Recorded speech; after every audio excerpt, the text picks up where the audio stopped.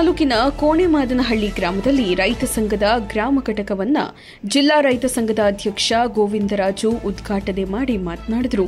ಪ್ರತಿಯೊಂದು ಗ್ರಾಮದಲ್ಲಿಯೂ ಸಹ ರೈತ ಸಂಘಟನೆಗಳು ಅಭಿವೃದ್ಧಿಯಾದಾಗ ರೈತರ ಸಮಸ್ಯೆಯನ್ನ ಬಗೆಹರಿಸುವುದಕ್ಕೆ ಒಂದು ವೇದಿಕೆಯಾಗುತ್ತದೆ ಎಂದು ತಿಳಿಸಿದರು. ಇದೇ ಸಂದರ್ಭದಲ್ಲಿ ತಾಲೂಕು ಅಧ್ಯಕ್ಷ ವೆಂಕಟೇಗೌಡರು, ರೈತ ಮುಖಂಡರಾದ ಮಂಜುನಾಥ್, ಚನ್ನಬಸವಣ್ಣ, ಜಗದೀಶಯ್ಯ, ಗಂಗಣ್ಣ, ಪ್ರಕಾಶ್, ಬಸವರಾಜ್, ಮಹಾದೇವಣ್ಣ, ಯತೀಶ್, ಕನ್ನಿಗಪ್ಪ, ಸಿಜಿ, ಲೋಕೇಶ್, ಕೋಣೆಮಾದನಹಳ್ಳಿಯ ಗ್ರಾಮಸ್ಥರು ಹಾಜರಿದ್ದರು.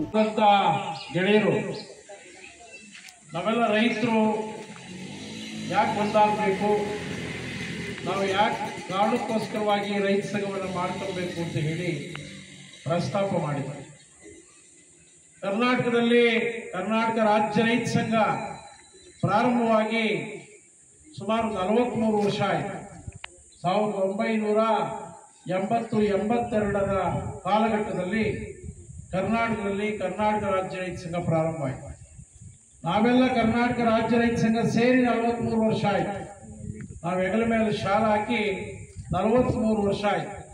43 ವರ್ಷಗಳ ಕಾಲ, ದೀರ್ಘಕಾಲ ನಿರಂತರವಾಗಿ ನಾವು ಇಡೀ ರಾಜ್ಯ, ಜಿಲ್ಲೆ, ಎಲ್ಲ ತಾಲೂಕುಗಳನ್ನು ಸುತ್ತಾಡಿ ರೈತರನ್ನ ಒಗ್ಗಟ್ಟಾಗಿ ಒಂದು ಕಡೆ ಸೇರಿಸ್ತಕ್ಕಂಥ, ರೈತರ ಸಮಸ್ಯೆಗಳ ಪರವಾಗಿ ಹೋರಾಟ ಮಾಡ್ತಕ್ಕಂಥ ಕೆಲಸವನ್ನು ಮಾಡ್ತಾ ಬಂದಿದೆ.